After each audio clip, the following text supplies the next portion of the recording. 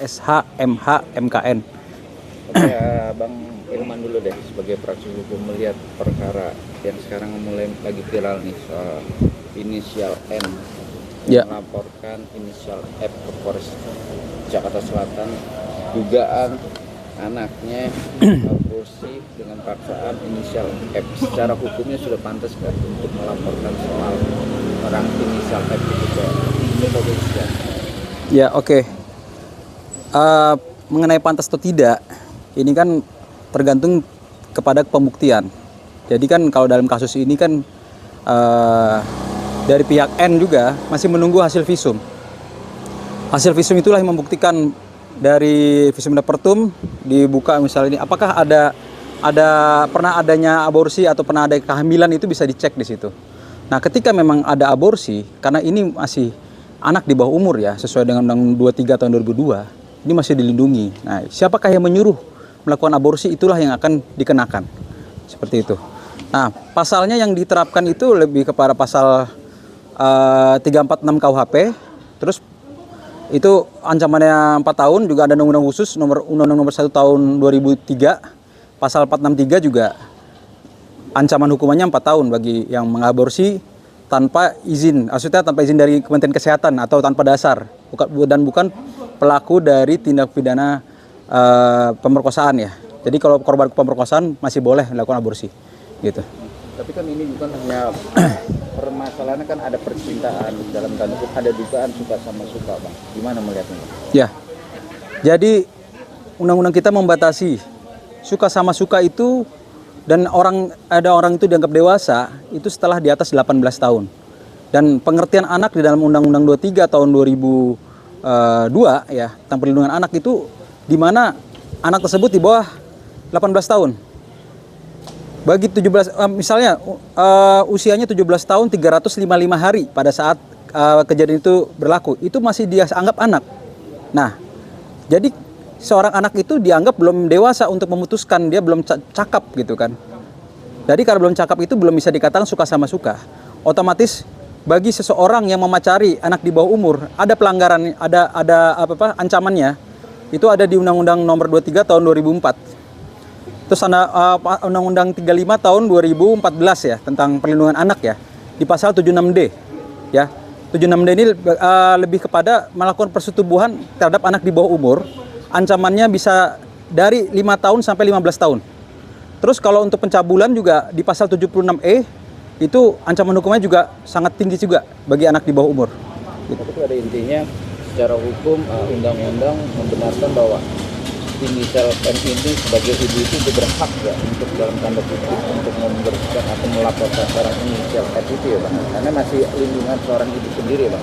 Sangat berhak karena anak ini belum 18 tahun dan perwaliannya jelas kepada orang tuanya atau saudaranya yang dikuasakan gitu kan. Tapi ini karena ibunya masih ada, dia sangat berhak. Tapi sekarang kita masih menunggu hasil dari pembuktian dari visum dappertum ya.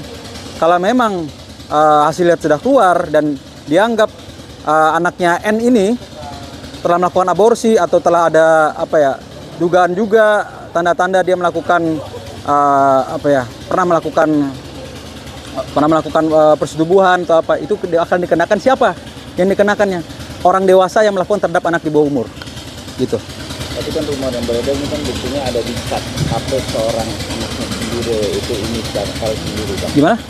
Kan ada dugaan nih, bukti-bukti yang dilaporkan itu tercantik dengan WA yang juga dugaan banyak di situ yang menganjurkan bahwa inisial F harus begini. Gimana, Bang? Itu kuat nggak sih, Bang? Jadi kan begini, memang kan saksinya sendiri dari N itu kan hanya mendapatkan bukti petunjuk dari WA. Sedangkan dari anaknya N sendiri masih membela si pelaku. Itulah yang harus disadarkan juga. Kalau dia sudah cenderung kepada N, pasti akan membongkar semua bahwa telah melakukan ini. Kalau itu sudah terjadi, pengakuan itu pasti sudah terjerat bagi pelaku terhadap tindak pidana aborsi dan persetubuhan di anak di bawah umur. Seperti itu. Jadi lagi-lagi tergantung kuncinya kepada anak N ini sendiri. Bagaimana memujuknya supaya dia bisa terus terang dan dia secara nyaman gitu kan mengakui. Itu aja. Dari kasus ini Bang, harus didampingkan karena seorang anak yang notabene agak depresi juga dengan perkara ini Bang. Harus nggak terjun ke KPAI untuk mendampingin dia Bang, atau psikolog? Oh pasti. Jadi dalam pengalaman kami ya, seorang anak di bawah umur pasti selalu didampingi oleh KPAI. Ya pemerhati anak, dilihat juga secara psikolognya dia mampu tidak. Jadi juga harus seorang anak tuh harus selalu disemangati dan harus dimotivasi juga supaya dia mampu mengungkap dan memberanikan diri mengungkap kebenaran ini. Karena anak itu masih rentan sekali secara psikologis dan masih labil gitu. Bang, kemarin juga pada pro kontra Bang soal penjemputan seorang anak di apartemen dengan arogan dalam tanda kutip anak itu berontak-berontak. Secara hukumnya sudah benar nggak sih Bang inisial M sebagai ibu untuk mengambil anaknya sendiri Bang? Ya, karena hak perwalian itu masih jatuh kepada ibunya. Seorang anak masih jadi tanggung jawab dari orang tuanya, itu menjadi hak yang secara mutlak gitu kan. Tidak ada yang lebih berhak daripada anak itu kecuali orang tuanya. Nah, orang tuanya itu masih dinyatakan juga bukan itu juga dengan tujuan baik ya. Karena anak ini tidak bisa disadarkan oleh pengaruh dari si pelaku gitu.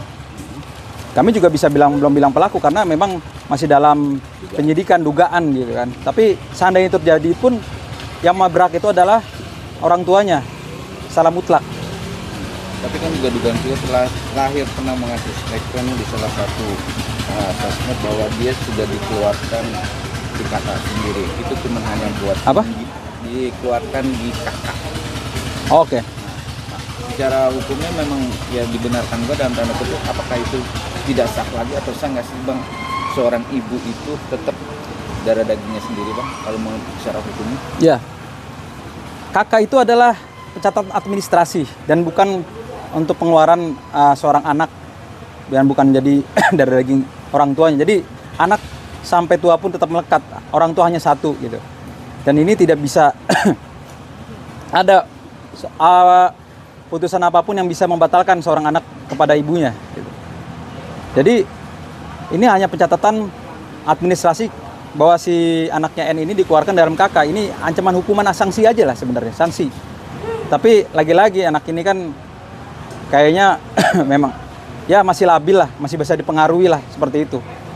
Oke. Berapa persen sih Bang sebagai pakar hukum, praktik hukum melihat inisial F itu dilaporkan dan akan dijerat hukum pasal-pasal yang mengeluarkan bahwa dia akan dipenjara Bang? Ya, bahwa kan kalau kita lihat saudara F ini kan masih menyangkal kan. Tapi lagi-lagi polisi itu cerdik. Dan segala bukti ini lagi dicari persesuaiannya ya kan, terutama dalam visum ini mudah-mudahan menjadi titik temu ya.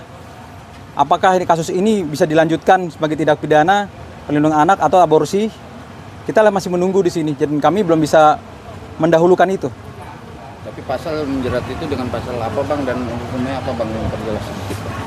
Mengenai aborsi ada di pasal 346 KUHP. Ancaman hukumannya 4 tahun, juga ada di dalam Undang-Undang Nomor 1 Tahun 2023 ya. Itu pasal 486 ya maksudnya ya itu. Itu ancamannya 4 tahun untuk aborsi ya. Dengan syarat tidak sah. Nah, terus kalau untuk anak di bawah umur ya, Undang-Undang Perlindungan Anak itu Undang-Undang 23 tahun 2002, Junto Undang-Undang 35 tahun 2014, itu pasal 76D. Melakukan persetubuhan terhadap anak di bawah umur, hukumannya 5-15 tahun. Ancamannya minimal 5. Dapatkan berita terupdate, like, komen, share, dan jangan lupa nyalakan tombol loncengnya. Tetap gratis. Rumor artis dan selebritis. Bukan gosip, tapi fakta. Untuk mendapatkan berita terupdate, jangan lupa tekan tombol subscribe, like, comment, and share, dan jangan lupa juga tekan tombol loncengnya. Saksikan terus Rafis, More Artis dan Selebritis. Bukan gosip, Tapi fakta.